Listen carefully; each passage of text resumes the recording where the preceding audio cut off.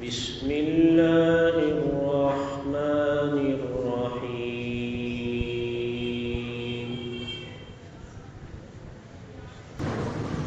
ما أصاب من مصیبت إلا بإذن اللہ ومن يؤمن بالله يهد قلبه والله بكل شيء عليم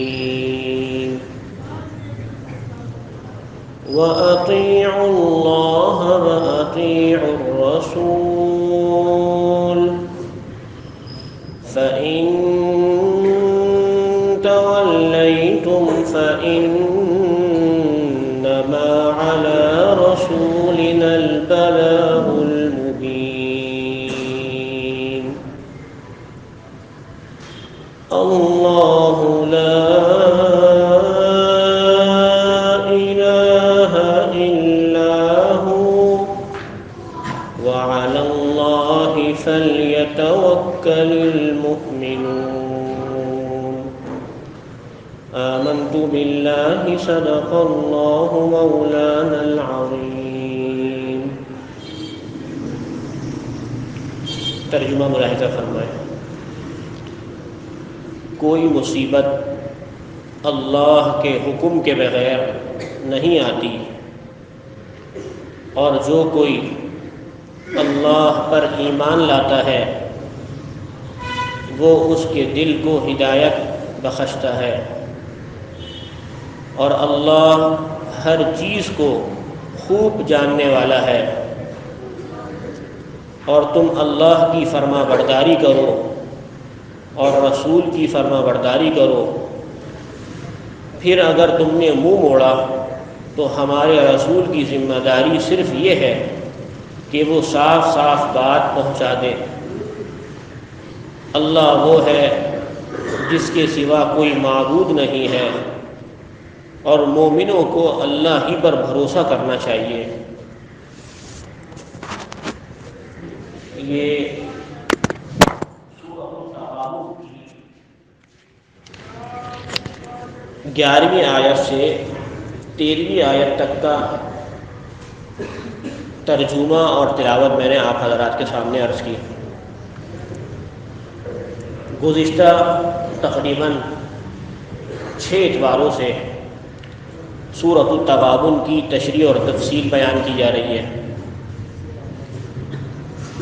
آج کے درس میں 3 آیات ہیں، اور ہر آیت میں ایک اہم مسئلے کی طرف اشارہ کیا ہے. اللہ تعالیٰ سے دعا ہے کہ اللہ تعالیٰ اپنی رضا کے مطابق صحیح تشریح اور تفصیل بیان کرنے کی توفیق نصیب فرمائے.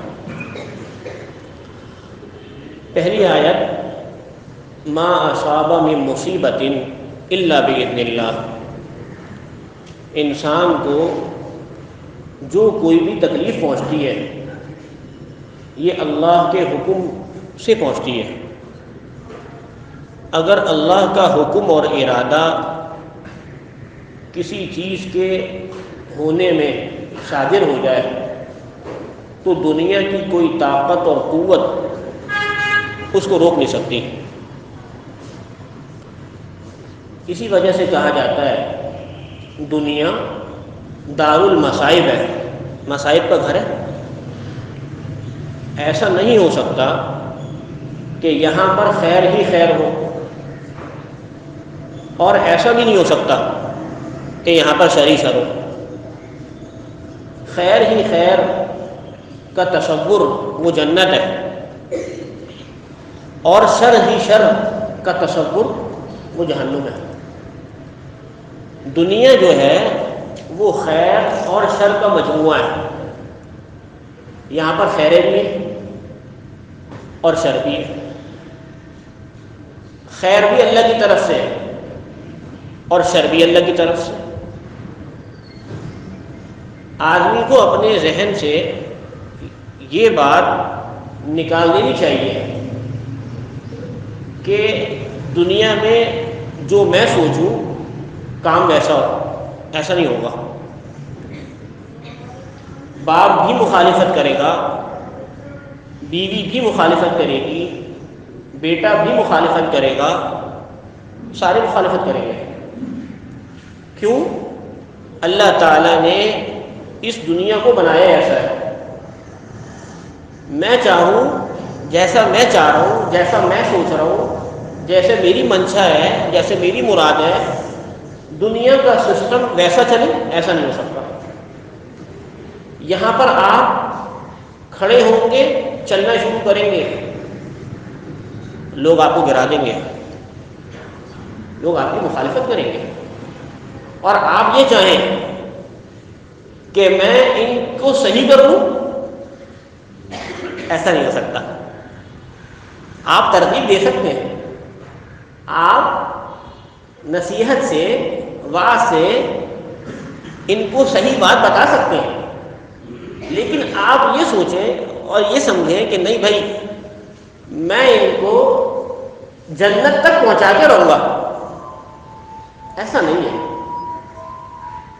آپ کو شریعت نے نصیحت کرنے کا حکم دیا ہے، مسلط ہونے کا حکم نہیں دیا۔ آپ ان پر مسلط نہیں ہو سکتے۔ لست علیہم بمسیطر، قرآن کریم کی آیت ہے۔ آپ کا کام تو وعظ اور نصیحت کے ساتھ، جو کہ حکمت پر مبنی ہو، نصیحت پر مبنی ہو، جس کے اندر عاجزی ہو، انکساری ہو، نرمی ہو، لجاجت ہو، آپ تو اس طریقے سے ان کو سمجھائیے۔ فمن شاء فلیؤمن ومن شاء فلیکفر، کون کفر کرتا ہے، کون ایمان لے کر آتا ہے، یہ اللہ کا مسئلہ ہے، یہ اللہ کا معاملہ ہے۔ تو ما اصاب من مصیبت الا باذن اللہ، انسان کو جو کوئی بھی تکلیف پہنچتی ہے اللہ کے حکم اور ارادے سے پہنچتی ہے۔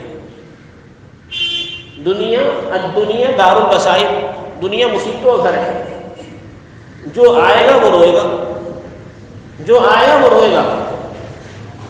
اور ایسا بھی نہیں ہے کہ تکلیف کے اندر مسلمان اور کافر جدا جدا ہوں، الگ الگ ہوں، ایسا نہیں ہے۔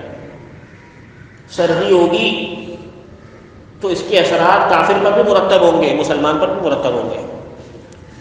گرمی ہوگی تو گرمی کے اثرات کافر پر بھی مرتب ہوں گے اور مسلمان پر بھی مرتب ہوں گے۔ کافر بھی اس گرمی کی شدت کو اور اس تکلیف کو محسوس کرے گا، وہ برداشت کرے گا، اور مسلمان بھی اس گرمی کی شدت کو محسوس کرے گا اور برداشت کرے گا۔ لیکن حکم یہ ہے، اور مسلمان کے لیے اللہ تعالیٰ نے ایک ضابطہ ایسا بنا دیا ہے کہ مسلمان ہر حالت میں وہ فائدے ہی فائدے میں ہے، نقصان میں نہیں ہے، گھاٹے میں نہیں ہے، فائدے میں۔ کیوں؟ صبح شام تکلیف کے اندر گزر رہا ہے، صبر کر رہا ہے، اللہ تعالیٰ صبر پر اس کے لیے ایک گناہ معاف فرما رہا ہے، اس کا ایک درجہ بلند کر رہا ہے۔ اور صبح سے لے کے شام تک اللہ تعالیٰ کی نعمتوں میں سرشار ہے، بارش کی طرح اللہ تعالیٰ کی نعمتیں اس پر برس رہی ہیں، اور وہ بندہ مومن اللہ تعالیٰ کا شکر ادا کر رہا ہے۔ اللہم لک الحمد ولک الشکر۔ گویا کہ دنیا کا دار و مدار بحیثیت مسلمان کے بین صبر و شکر، صبر اور شکر کے درمیان گھوم رہا ہے۔ اس کا پیرامیٹر، صبر کر لو تکلیف پر اجر ہے، گناہ معاف ہے، درجات کی بلندی ہے۔ شکر کر لو، اللہ تعالیٰ نے نعمت دی ہے، اللہ تعالیٰ خوش ہو جائے گا، راضی ہو جائے گا۔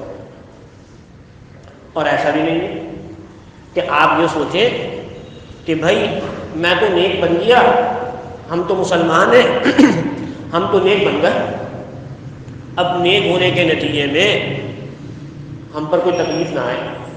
اللہ تعالیٰ کو یہ مقصود تھا نا، یہ مطلوب تھا، نیک بن جاؤ، اللہ کے بندے بن جاؤ، ابدیت کا زندگی گزارو۔ میں تو نیک بن گیا، اب مجھ پہ کوئی تکلیف نہ آئے، پریشانی نہ آئے، ایسا نہیں ہو سکتا۔ تکلیف دنیا کا حادثہ ہے، دنیا کے ساتھ تکلیف لازم اور ملزوم ہے۔ آپ کو بخار بھی ہوگا، نزلہ بھی ہوگا، کھانسی بھی ہوگی. اور خود حضور نبی کریم صلی اللہ علیہ وسلم کو بخار ہوتا تھا، شدید بخار. حضرت عائشہ صدیقہ طاہرہ مطہرہ رضی اللہ تعالیٰ عنہ فرماتی ہیں کہ رسول اللہ صلی اللہ علیہ وسلم کو ایک مرتبہ میں نے محسوس کیا، ان کا دست بازو پکڑ کر تو سخت گرم ہو رہے تھے، شدید گرم. میں نے فرمایا یا رسول اللہ جسم گرم ہو رہا ہے. آپ نے فرمایا مجھے جو بخار کی شدت ہوتی ہے وہ ایک عام انسان سے دگنی ہوتی ہے. کیوں؟ کیونکہ میں اللہ کا بھیجا ہوا رسول اور نبی ہوں. بقدر مشقت اجر کے اندر اللہ تعالیٰ اضافہ فرما دیتے ہیں. تو تکلیف سے، مصائب سے، پریشانی سے تو بھائی کوئی آدمی مبرہ نہیں ہے. اسی طریقے سے حدیث میں آتا ہے کہ الایمان نصفان، ایمان کے دو حصے ہیں. ایک آدمی ایمان کی حالت میں ہے، ایک آدمی نے کلمہ لا الہ الا اللہ محمد رسول اللہ پڑھ لیا، اقرار باللسان و تصدیق بالقلب. اب حالت ایمان میں ہے. الایمان نصفان، ایمان کے دو حصے ہیں. فنصف فی الصبر ونصف فی الشکر. پہلا حصہ صبر کر لے تکلیف پر، مصیبتوں پر، مسائل پر، اور دوسرا حصہ شکر کر لے اللہ تعالیٰ کی نعمتوں پر کہ اللہ تعالیٰ بے تحاشا نعمتیں اپنے بندے پر فرما رہے ہیں. اسی وجہ سے اللہ تعالیٰ نے فرمایا ما اصاب من مصیبت الا باذن اللہ. انسان پر کوئی بھی مصیبت آتی ہے وہ اللہ کی طرف سے آتی ہے. وَمَن يُؤْمِن بِاللَّهِ يَهْدِ قَلْبَهُ، اور جو کوئی اللہ پر ایمان لاتا ہے اللہ تعالیٰ اس کے دل کو ہدایت بخشتے ہیں. تکلیف آئی، تکلیف کے نتیجے میں صبر کر لیا. کیا؟ کس تصور سے کہ اللہ تعالیٰ گناہوں کو معاف کر رہے ہیں. اللہ تعالیٰ نے جو یہ مصیبت مجھ پر بھیجی ہے لا محالہ اس کا کوئی نہ کوئی فائدہ ضرور ہے، جو کہ میری ظاہر کی آنکھ دیکھ رہی ہے، لیکن اس کے نتائج اور ثمرات کیا ہیں مجھے نہیں پتا. اس میں اللہ تعالیٰ نے فائدہ میرے لیے چھپا کر رکھا ہوا ہے، اس کے اثرات بعد میں ظاہر ہوں گے. اس نیت اور ارادے اور اس تصور کے ساتھ کوئی آدمی صبر کر لیتا ہے، اللہ تعالیٰ گناہوں کو معاف کر دیتے ہیں، درجات کو بلند کرتے ہیں. اور ایک روایت کے مطابق اس کی سیئات کو حسنات میں، اس کی برائیوں کو اچھائیوں میں تبدیل کر دیتے ہیں. اگر ہم سیرت طیبہ کا بغور جائزہ لیں اور آپ سیرت کی کوئی کتاب اٹھائیں، سب سے زیادہ تکلیف اور مصیبت اور پریشانی حضور نبی کریم صلی اللہ علیہ وسلم پر آئی ہے. پیدائش سے پہلے ہی والد کا انتقال ہو گیا.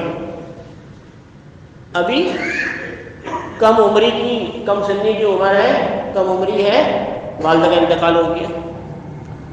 دادا نے پالا، ان کا انتقال ہو گیا. چلے گئے چچا کی گود میں، ان کا بھی انتقال ہو گیا. گویا کہ تواتر کے ساتھ پریشانی اور مسائل حضور نبی کریم صلی اللہ علیہ وسلم کی ذات اقدس کے ساتھ لگے ہوئے. اب جناب تھوڑی سی سمجھ بوجھ آئی تو کفار کا مقابلہ، مشرکین مکہ کا مقابلہ، یہود و نصارہ کا ستانا، پریشان کرنا. نماز پڑھ رہے ہیں، پیچھے سے ظالم لوگوں نے اجڑی ڈال دی. اس عورت کا رسول اللہ صلی اللہ علیہ وسلم کے راستے میں کانٹوں کا بچھانا، تجارت کے لیے شام کا سفر کرنا اور بکریاں چرانا، محنت مزدوری کرنا، ساری کی ساری زندگی مشقت میں گزر رہی ہے اور دنیا سے پردہ فرما رہے ہیں. حال یہ ہے کہ مشرکین عرب بھی دشمن، یہود و نصارہ کی بھی سازشیں اور طرح طرح کے لوگوں کے ساتھ مخالفت اور ان کے برسر و پیکار ہو کر دنیا سے رخصت ہو رہے ہیں. مقابلہ کرتے کرتے دنیا سے رخصت ہو گئے۔ اور اگر تکلیف کا جائزہ لینا ہے تو رسول اللہ صلی اللہ علیہ وسلم کی ذات اقدس کو سب سے زیادہ تکلیف پہنچی۔ وہ کیسے؟ ان کے بیٹے کا انتقال ہو گیا بچپن میں، طیب کا، طاہر کا، پھر ابراہیم کا انتقال ہو گیا، 3 بیٹیوں کا انتقال ہو گیا، آخر میں بچی حضرت فاطمۃ الزہرا رضی اللہ تعالیٰ عنہ۔ تو حاصل اور خلاصہ یہ ہے کہ اللہ تعالیٰ نے اس دنیا کو مسائل کا گھر بنایا، پریشانی کا گھر بنایا۔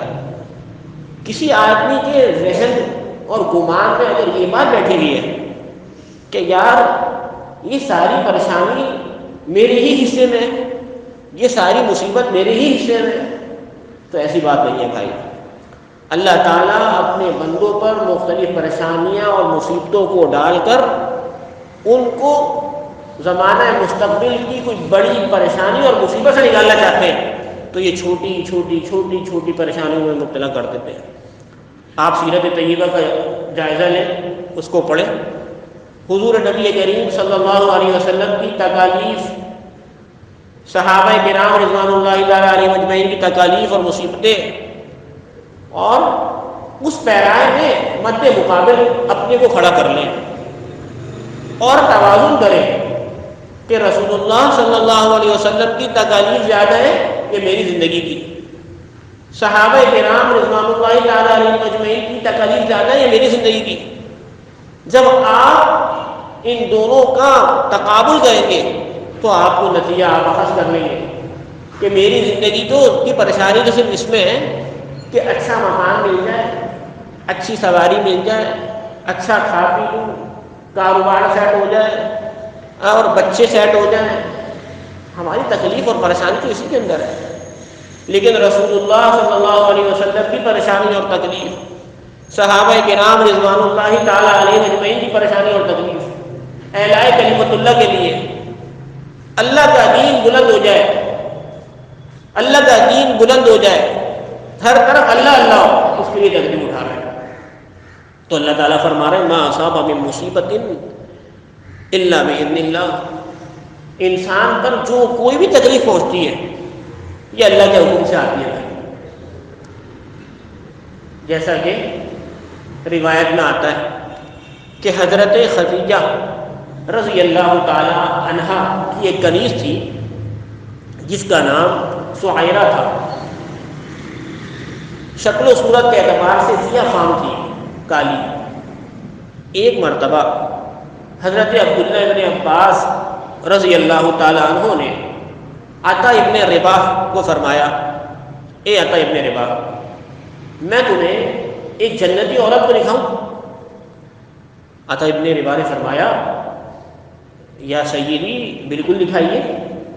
فرمایا یہ عورت دیکھ رہے ہو، سیاہ فام عورت جس کی طرف لوگوں کا التفات نہ ہو، جس کی طرف لوگوں کی رغبت نہ ہو، یہ جنتی عورت ہے۔ ایک مرتبہ حضور نبی کریم صلی اللہ علیہ وسلم کی خدمت میں حاضر ہوئی اور کہنے لگی یا رسول اللہ،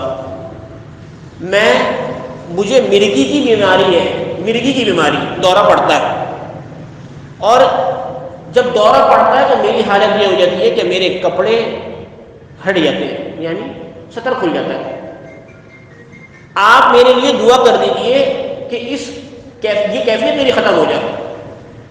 رسول اللہ صلی اللہ علیہ وسلم نے فرمایا ان شکتی صبرتی، اگر تو چاہے تو صبر کر لے، ولکل جنہ، اس کا بدلہ جنت ہے، وَإِن شِئْتِ، اور اگر تو چاہتی ہے تو دعوت اللہ تعالی ان یعافیک، کہ میں تیرے لیے اللہ تعالیٰ سے دعا کروں گا، اللہ تعالیٰ تجھے اس مرض سے چھٹکارا پا دے گا، اللہ تعالیٰ اس مرض کو ختم کر دے گا۔ انہوں نے کہا اصبر، میں اس پر صبر کر لوں گی۔ کیوں؟ رسول اللہ صلی اللہ علیہ وسلم نے ان کو جنت کا وعدہ کیا ان کے ساتھ، اس تکلیف کے بدلے میں جنت چاہتی ہے، یا پھر یہ چاہتی ہے کہ میں دعا کروں اور اللہ تعالیٰ میری دعا کو قبول کرے اور یہ مسئلہ میرا حل ہو جائے؟